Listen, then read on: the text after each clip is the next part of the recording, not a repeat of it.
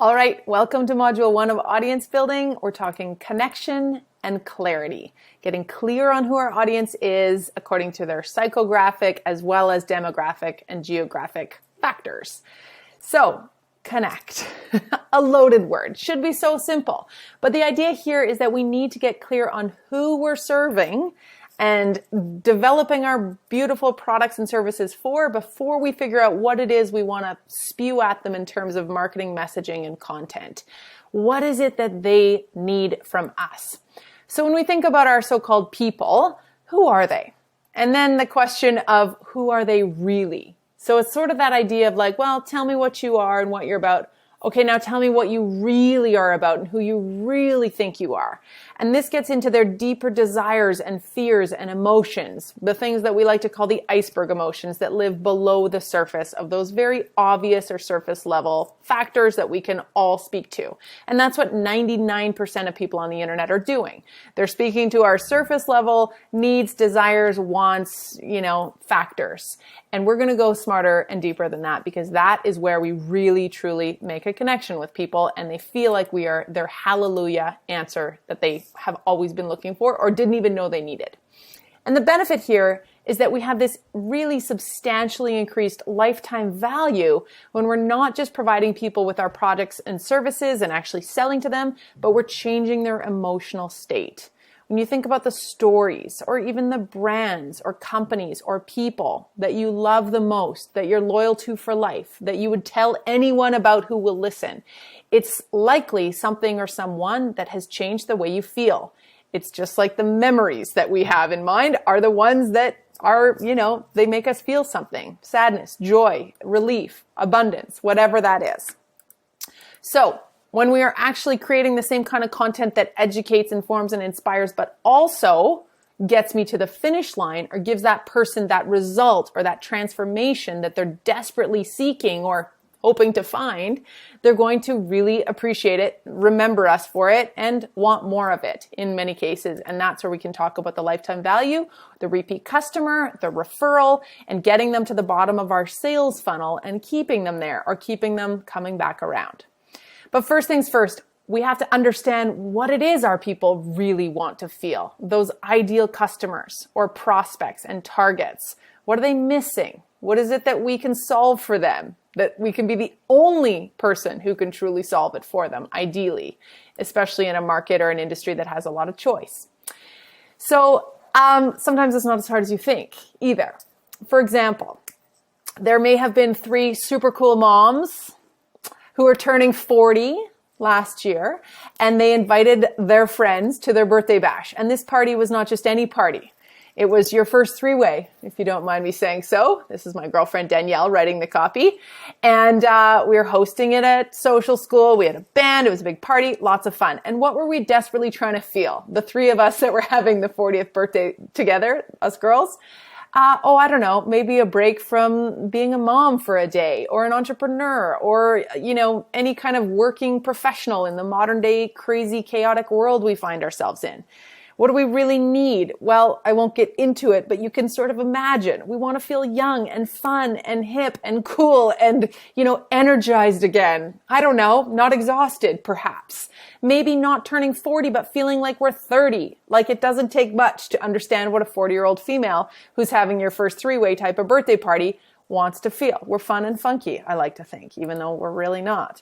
So our friends started sending us copies of the Evite that they were receiving, which of course, because Evite is a free service, came with some ads attached to it. So Google ads at the bottom or other types of audience network ads that were targeted to our friend group, pulling the words 40, birthday party, women, friends, music, whatever.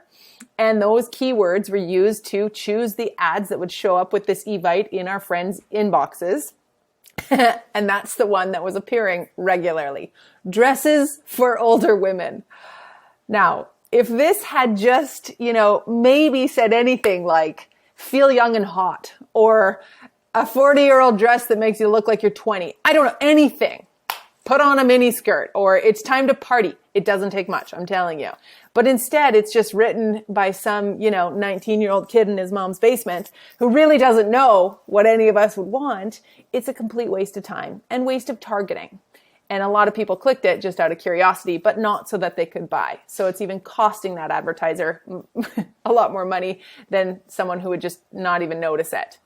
So you get the idea.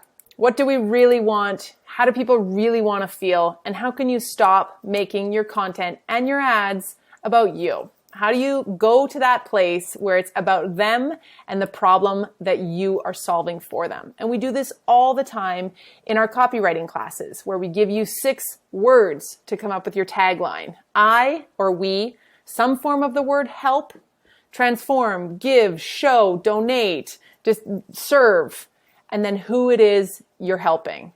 Divorcees, moms, working parents, senior citizens, children with autism. Do what? And then that transformational word. Feel free. Find their life again. Communicate properly. It doesn't have to be extensive, but these are the kind of tight and bright bios or about statements that actually make it about the people you're serving and not about what you are so great at. It's the transformation end result we really need to focus on.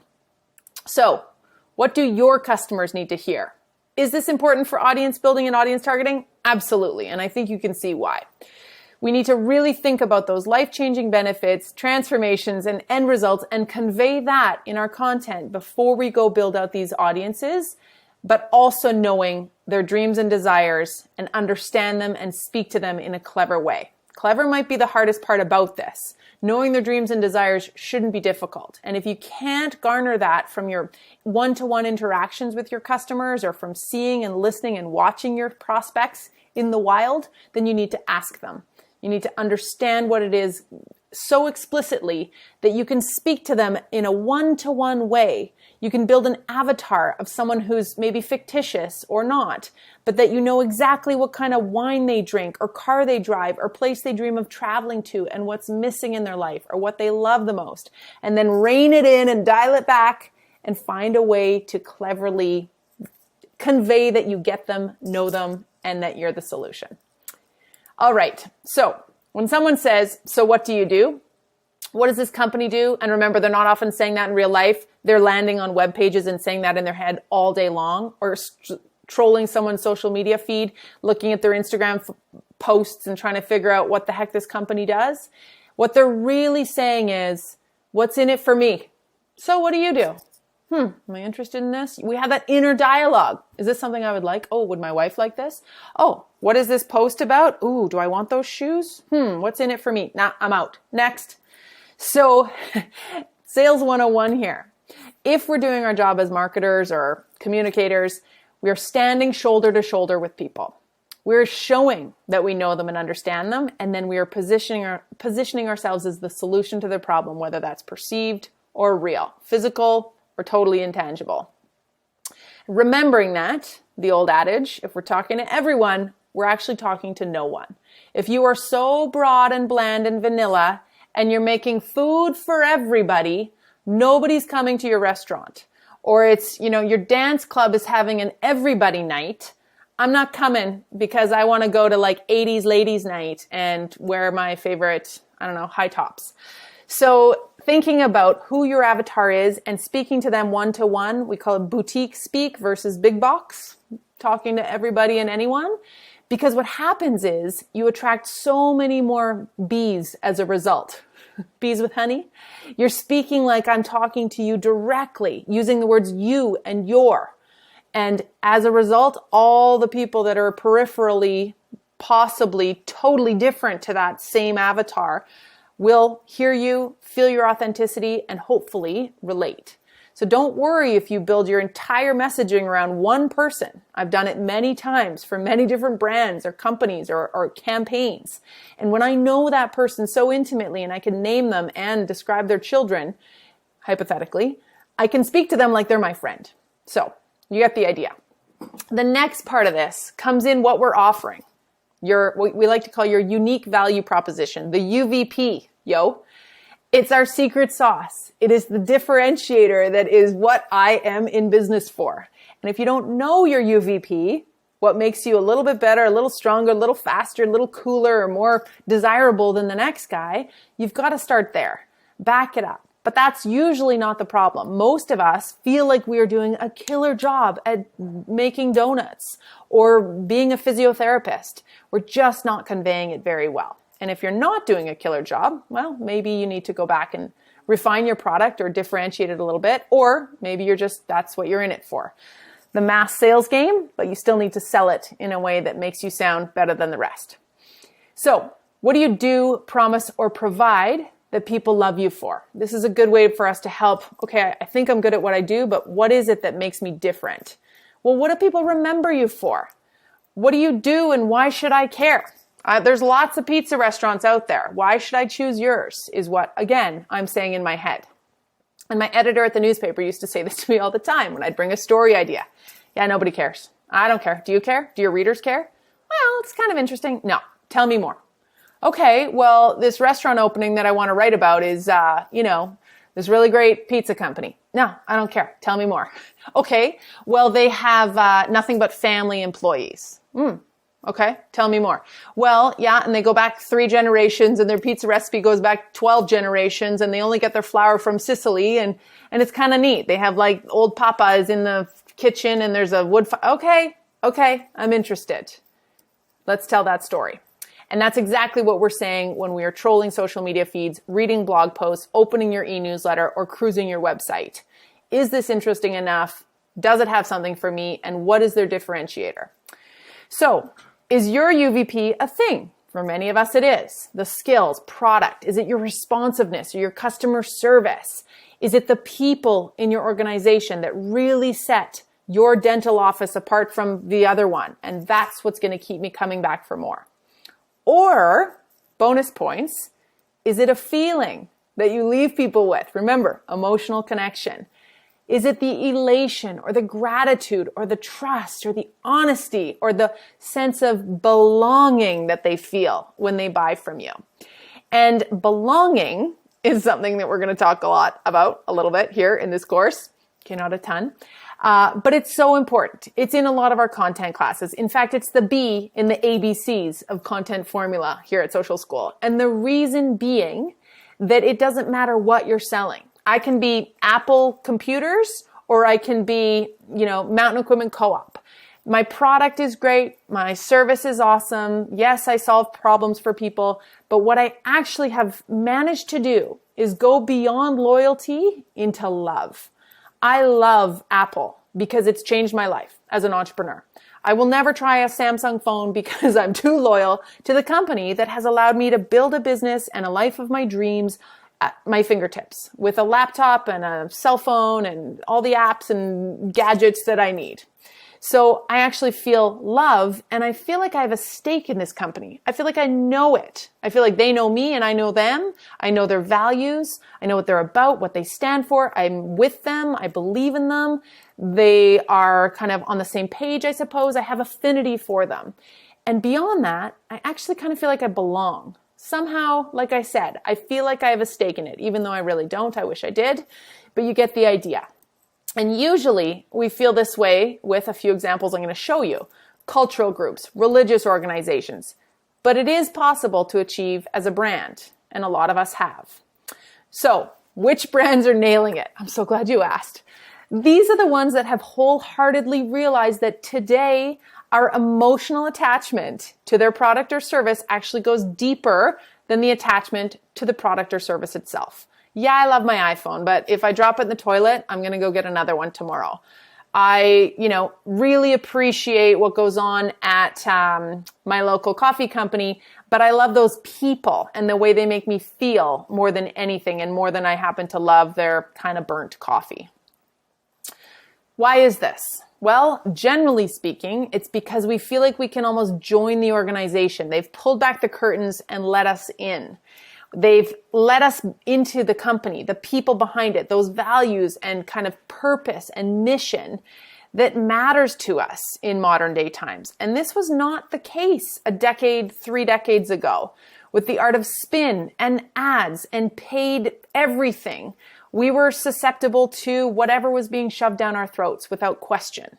And now we are in the age of mistrust and distrust, where we need to hear referrals and references and reviews to know that we like or trust somebody. We don't trust banks, institutions, government, religions, even academia we question in today's modern world, but we trust each other. And those brands that make us feel like we can trust them and that we're part of something, part of with them, we're with them, and we care about this like never before. You don't have to tell me whether you vote left or right, or, whether you're an ecomania or you don't really care, but I'm going to probably find out if those things matter to me, and I'm either going to align with you or walk away. And that's okay. Remember, if we're speaking to everyone, we're speaking to no one.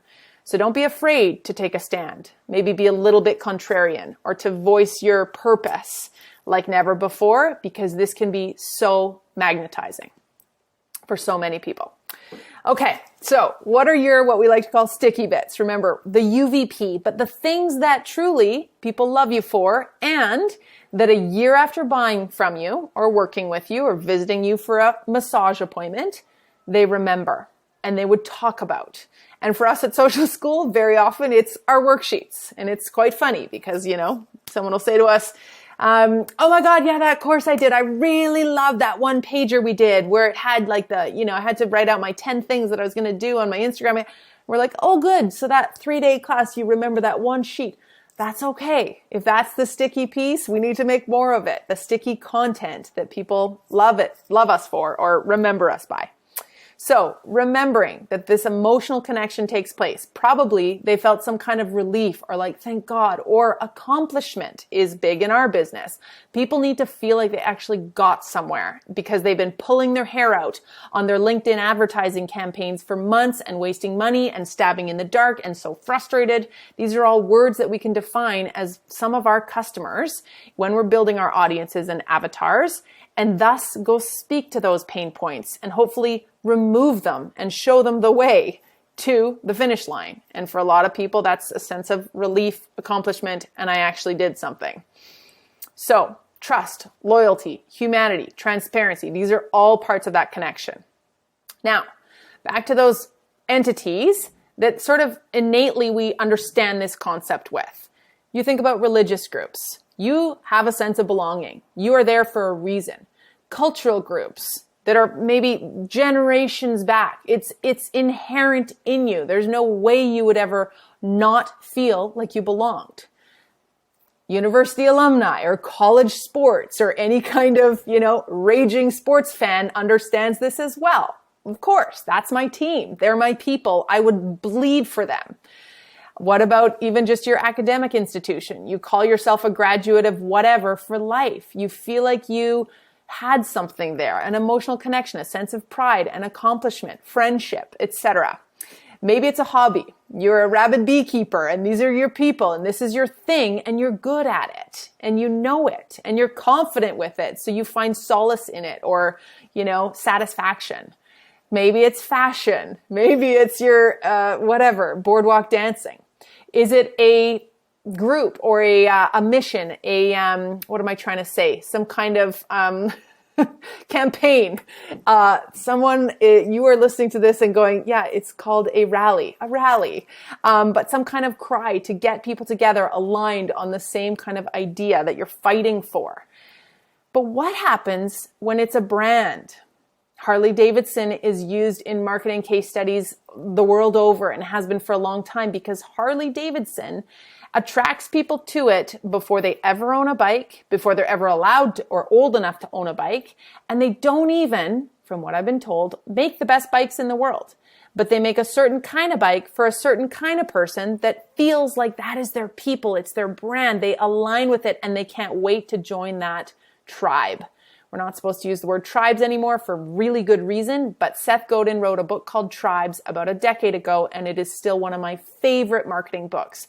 And it shows how we align and we're magnetized to people like us that we feel an affinity for. And I don't mean racially or socioeconomically. I mean people that have the same values, goals, dreams, passions as us. And that's okay. That's awesome. Look at Red Bull. Maybe less contentious than some of those guys in some of the Harley photos.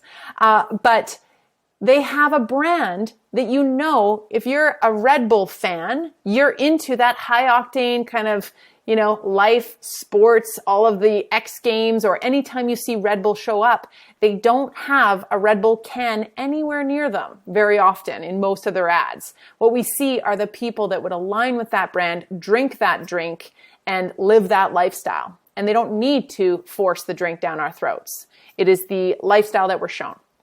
Another local example close to my heart is Connor and Leslie from Camp Brand Goods in this little GIF here. And this is an example of a small business that started with one Pinterest post of a t-shirt, and then they hit Instagram at just the right moment with lifestyle imagery, aspirational content, showing people living in their brand. Occasionally, someone's in a camp t-shirt, a camp hoodie, holding a camp mug, but usually they're in the wilderness, they're in a rooftop tent, they're hiking a trail, they're living in the wild, and they're creating those kind of emotional connections or desire that we all wish we had more of. I want to be in the mountains, living in that rooftop tent, taking a photo inside that canoe on that lake. Oh my God, I'm going to go buy the t-shirt. But there's so much more than that. This couple draws people to them like crazy for very good reason. Their values are so clear, their purpose, their people. It takes 5 seconds of being on their website to know whether it's for you or not. And most people who get drawn into it can't wait to click through and dive in and learn more and generally buy something. So all of these examples, they're things that actually make us feel like we belong. And thus we love, trust, embrace, advocate, refer, endorse, support, and we stay. We come back for more. We open their e-newsletters. We can't wait to get that new line of t-shirts or to see where the next Red Bull showcase event is going to be on some crazy track. And we tell others about it, which is even better. So what are these companies doing, and what can we all achieve here?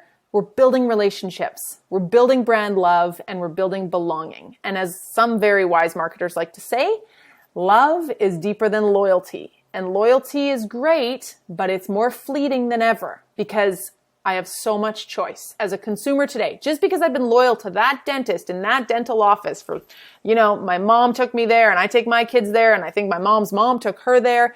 Well, now it's across town and it's kind of dated and they don't have those cool like iPads that my kids can play with or whatever. The dentist is not really present, but this one down the street from me, she's so awesome. She does YouTube videos or she just shows up and she's really human and she gives us like a feeling like we belong to this practice and we're members, we're not just patients. Whatever that looks like for you. This is not too hard to achieve, but we do need to know that shop around behavior, choice, and loyalty has changed immensely and it will continue to do so. So deciding how and where we show up and how we can kind of lead people into love and belonging is awesome. So on social, we see this in many ways and more so. We're seeing people ditch feed aesthetic, so that perfect grid on Instagram of all those curated posts that look like they could be in an art gallery and they're so, you know, just perfectly primed and primed and what's the word I'm looking for? Preset. They're using their filters like crazy. What we're seeing instead are these more authentic, real feeds. And they have plenty of reels and live content and Instagram lives or Facebook lives and just more showing up, being raw, being authentic, pulling back the curtains on a whole other level and really kind of draw us in. For me, two of my favorite marketers, Jasmine Starr and Elise Dharma, have totally shifted into this. And they admit as much, that they're no longer about that perfectly curated lifestyle feed. On websites, we're seeing this in landing pages and websites that are completely about me and my selfish needs as the person landing on your website and giving you 0.4 seconds of my attention. And it's not about you and yours and your accomplishments or your awards or your earnings report or all the great you're doing in the community. That's awesome. Thanks, TELUS. Maybe charge me a little bit less on my cell phone bill instead of talking about how great you are. Bad example, but you know what I mean. If you had a really expensive cell phone bill and then you're finding out that in fact, you know, that company is taking their employees, all 700,000 of them to Hawaii, you're like, where's my kickback? Or maybe a better example is when you feel like you've been so loyal to a phone company, let's stay on that path, a mobile phone company in Canada in particular, which is extremely overpriced. in most people's opinions, or at least mine, I should say. And then you see that in fact they're offering all these new these new discounts and onboarding startup kind of packages to new people, and it's frustrating. So, sorry, I digress. Everything that we can do to get people feeling like the moment they land on our website, their needs are being met, they're the one that matters, and it's not about you and your success. They can go to your LinkedIn page if they want to learn where you went to school and how important you are and how many reviews you've had or endorsements. When I get to your website, speak to me, speak my language, and solve my problems, or I'm out. I'm going elsewhere. So knowing our stakeholders, knowing our audience, and again, those desires is where it all begins. Clarity, finally, the taglines, headlines, and captions that use the words you and your. A few examples. And back to that Marie Forleo example, I love that page and I love her because she nails this. Who else? Well, in that vein of self-help gurus who seem to do this so well, and keep in mind they have the most talented and probably high paid and sought after copywriters and UX designers and website builders, but also just emotional control mastery, emotional connection masters are these Tony Robbins and Marie Forleos. But let's learn from them. Transform your life, right? 3 words, speaking to me. If I'm someone who needs to transform my life, I'm like, how should I do that? Tell me more. And then a tagline there that gives him a little bit of credibility. That's okay. And it's not all about him, but it's really hitting home the reason I should be interested and then trust. And then I get my start here call to action button. Just 2 beautiful statements and a button that say so much and lead me in. And the whole website does exactly that. And that is the definition of a user experience that works. And the user interface is the clear, concise, simple to navigate, intuitive part of it. Another example, I use Gabby Bernstein a lot because she speaks the language of her people so well. Another life self-help guru. So, become the happiest person you know. Yes, please. Not, America's top-selling author, 100 million podcast downloads, or Oprah's book club, blah, blah, blah, blah, blah. No, she's speaking to the person landing on her site and then encouraging them to start now, to join, to secure my spot. And if I want to know more about her specifically, I head to her About page, I go see her Instagram feed, etc. Wix, this is one of our website building platforms that we talk about quite often in our website courses. And this particular landing page says it all. They know that their people, their prospects and customers, are really tired of maybe not having exactly what they're saying there in their tagline. They don't have the freedom to create or design or manage and develop their own website. They don't know how. And they don't know how to do it in the way that they might want or in a way that they're proud of. And that word proud in the headline is so important. And I know this because one of the number one things that people say to us when they come to our website launch labs is, I'm so ashamed of my website. I'm so embarrassed. I don't want anyone to go there. And it's been that way for 5 years. So Wix hears this and they try out this headline and they probably cycle through a few throughout the year, as they should. It's literally 6 words. We can iterate this and try out different kind of landing pages, as Nike does all the time. But they are speaking the language of their prospects so well. And then proof points, testimonials, removing objections, and showing them the product in the clearest way possible that doesn't overwhelm, but leads that customer or that prospect to wanting more. This was Nike's splash page, or their landing page that they're constantly reskinning throughout the year, throughout the seasons, when they have new products, when it's relevant. It's so fun to pay attention to. They have a lot of talented communicators on their team, obviously, but this particular one was to the tail end of COVID, wave 2, I think, when it was springtime, 2021, I believe, and the idea, come out and play. It was perfect. It said it in a way that wasn't politically charged or really like COVID heavy or anything. It was just start fresh, come out and play, and then beautiful bright colors and speaking what everybody was dreaming of and feeling and needing to hear and see. Really, really fun. Finally, BarkBox. This is a subscription dog toy company, and I love that line. Give your dog exactly what they want. And if you're a dog lover and you can't handle anything other than giving your dog the greatest life and all sorts of surprises every month, you're in. You're going to choose your box. And the neat thing about this landing page and this process is that they segment their audience in a way. We talk about this example actually in our email marketing course, self-segmentation right off the top. So they're going to ask me, how big is your dog? 25 to 35 pounds, that category. What's your dog's name? Ruby. And I think to myself as the consumer, it's not too much information. I don't mind writing that. Ruby. One click of how much she weighs. And then what is Ruby like? Balls or bones? Balls. So great. Now they have me on their list for like medium-sized dog named Ruby, or at least female dog or something, who loves balls. I've been self-segmented or put on a list that might actually kind of work for me. It's not for little yippy dogs or gigantic oversized horse dogs. I'm those people in the middle, and I love anything playful. So tell me that and send me that, and don't lose me by sending me all the stuff that's irrelevant. So we can all do this.